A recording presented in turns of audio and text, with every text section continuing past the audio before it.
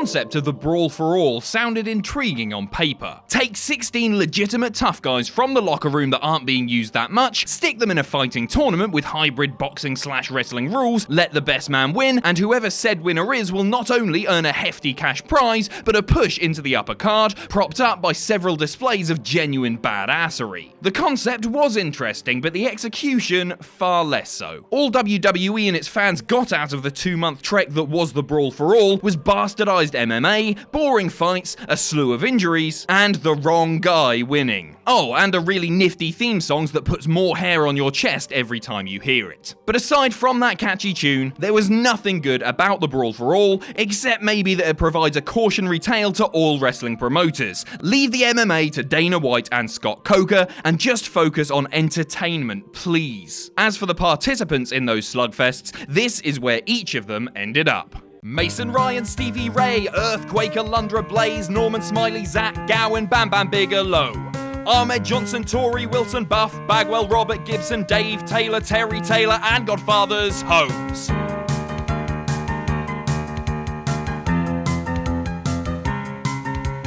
Dwayne Gill, Adam Bomb, Michael Hayes, Cor Von, S.A. Rios, Jim Manai, the manager from Kai and Tai, Jim Powers, Francine, Jack Swagger, Mean Gene, Fat Chick Thriller, Duke the Dumpster, Oklahoma Manta. What happened to that wrestler?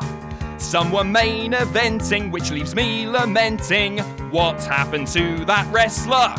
Some since long forgotten, but their memories live on. Steve Blackman. According to Bob Holly, when the rules were initially explained to the assembled 16 fighters, they were told that it was anything goes. Blackman, in clarifying that detail, asked if he was allowed to take somebody's knee out with a kick, and then it was decided, okay, maybe we need some rules so that the lethal weapon didn't just kill everybody. Blackman seemed like a safe bet to run the table, but injured his knee prior to the quarterfinals and had to bow out. After retiring from the ring in 2002, Blackman taught jiu-jitsu and wrestling at a school in Harrisburg, Pennsylvania, and also became a bail bondsman, making him the last person you'd want to confront if you ever fail to appear in court. Mark Canterbury. It was a different sight to see the former Henry Godwinn wearing something aside from overalls when he donned boxing gloves and gym attire for his first round matchup against Bradshaw. The rough and tumble Canterbury would have a brief spell wrestling under his own name after the tournament, teaming with Dennis Phineas Godwinn Knight as Southern Justice, before finishing up with the WWE at the end of 1998, owed in part to spinal injuries accumulated over the previous few years. Canterbury has largely been retired since 2007, though he does wrestle occasionally in the Mid-Atlantic region for the odd indie. Today, Canterbury lives on his farm, raising hogs and chickens in Monroe County, West Virginia.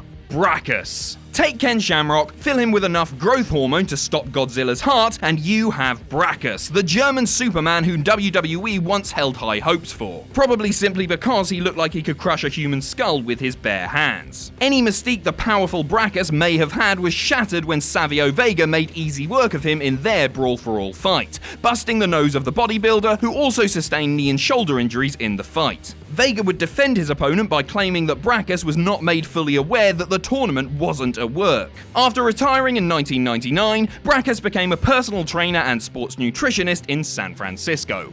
Road Warrior Hawk. In terms of all-time name value, Hawk was certainly the biggest star in the tournament, even if his career prime had long dimmed by the time he put his dukes up here. And sadly, Hawk wasn't able to recapture of that faded legend in the Brawl For All, as he and sometimes partner Darren Drozdov bored fans with a scrap that was low on excitement. Though the fight went to a draw, Droz advanced in the tournament due to Hawk sustaining injuries of his own in the fight. The charming Hawk is drunk storyline followed, and Hawk left WWE shortly after. The Road Warriors pressed on into 2003, but Hawk would tragically pass away that October of a heart attack, aged 46. Bob Holly. Holly claims to initially have been passed over for the tournament and only gained entry after prospective fighter Tiger Ali Singh backed out. Holly was paired up with a new Midnight Express partner Bart Gunn in the first round, and to Holly's credit, he's the lone opponent of Gunn's that wasn't left counting the lights. The veteran would get a chance to flesh out his no-nonsense tough guy demeanor in both the forthcoming hardcore title scene and as a routinely visible part of WWE throughout 1999 and 2000 under the name Hardcore Holly. Now in his mid-50s, Holly still wrestles occasionally, including 9 matches in 2018. Holly is also an avid camper and self-professed survivalist expert, saying, "If I could live in a tent in the woods forever,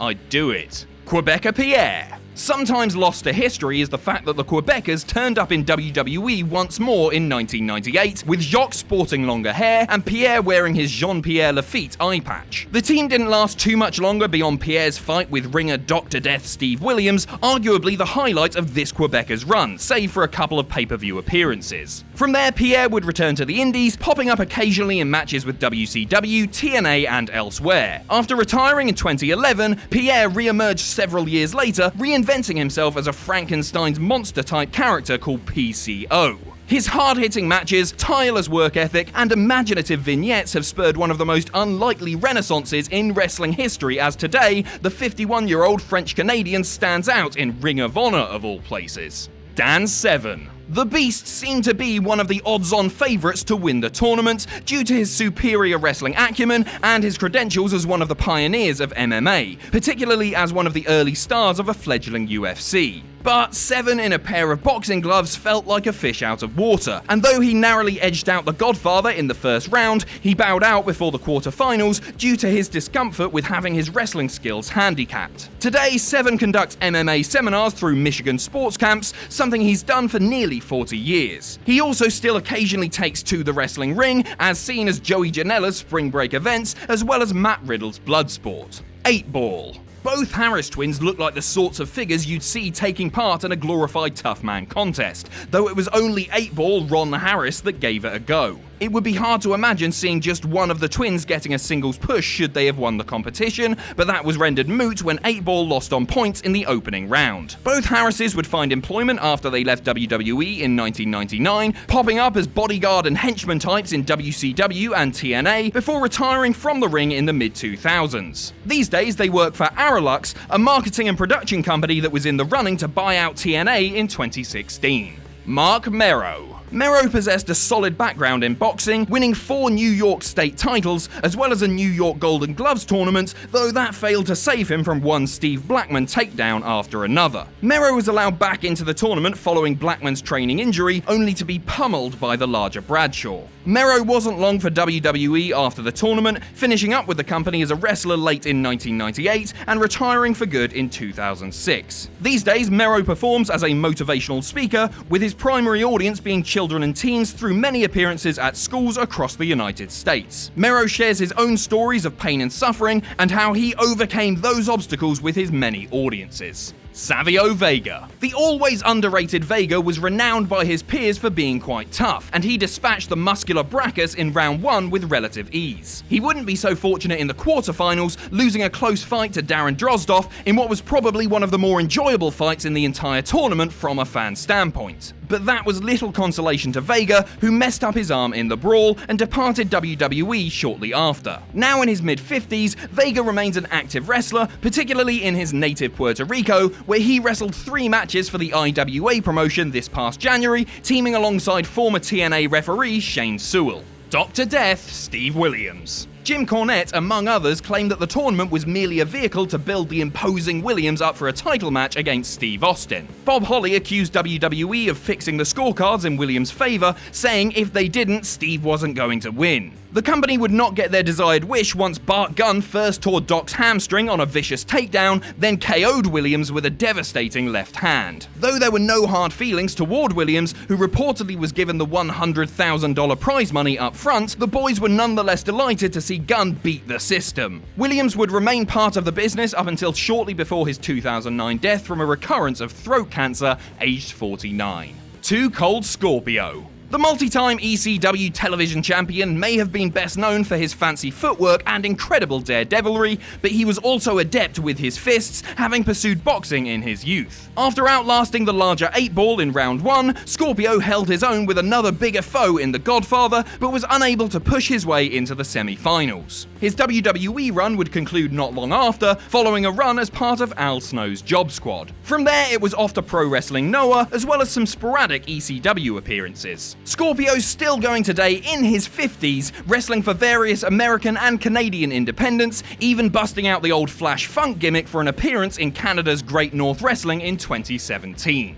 Darren Drozdov. Playing defensive line in the NFL requires genuine toughness and durability, and Droz, a former Denver Bronco, had both qualities in droves. After getting past Hawk and Vega, Droz matched up with Bradshaw and gave it his best, but was unable to defeat the future JBL. Most are aware of the sad story of how Droz's wrestling career came to an end, as he was paralyzed in an in-ring accident during a 1999 match with D'Lo Brown. The accident left Droz a quadriplegic, though he bears zero ill will toward Brown for what happened. Drozdov still lives in southern New Jersey, taking several dozen meds per day and needing to lie flat for extended periods. Though the accident greatly altered the course of his life, Darren Drozdov has long maintained his positive attitude. The Godfather. It was during this time that the one-note Nation of Domination mercenary Kama Mustafa took on the Godfather persona, recruiting ladies of the night to join him bargaining chips against interested opponents. The Godfather received second life after Seven's tournament exit and made good on the new chance by eliminating Scorpio, but could not survive the punishing left hook of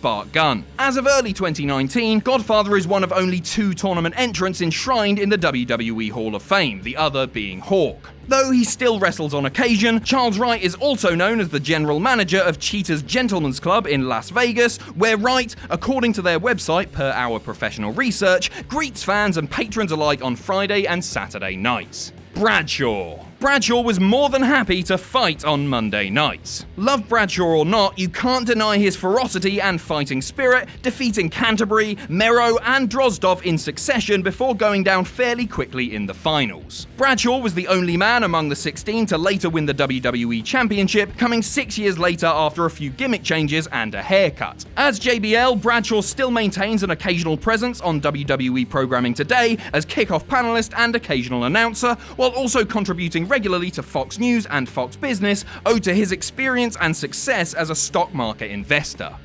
Gunn. After treading water as a member of the New Midnight Express, Gunn pummeled Holly, then KO'd Williams, Godfather, and Bradshaw in succession, claiming the Brawl For All in relatively easy fashion. Bradshaw, while giving Gunn his due, stressed that nobody knew Bart was that good. Despite winning it all, Gunn didn't benefit as an active wrestler. He went home for months before resurfacing in the mid-card, before getting sent out to die against Butterbean at WrestleMania 15. After his head was reattached, Gunn wrestled almost exclusively in Japan before retiring full-time in 2004. Now a grandfather, Gunn enjoys the quiet life outside of wrestling. He works as an electrician, a career he'd held prior to signing full-time with WWE in 1993, and also in home construction. Bonus entry, Butterbean. And of course, we couldn't make this video without talking a little bit more about the man who knocked Gunn out, Eric Butterbean Esch. WrestleMania 15 actually came relatively early in his fighting career, which stretched from the early 90s to 2013 and included boxing, kickboxing, and mixed martial arts. Outside of the ring, Butterbean appeared in 2002's Jackass the Movie, beating the holy hell out of Johnny Knoxville in a department store.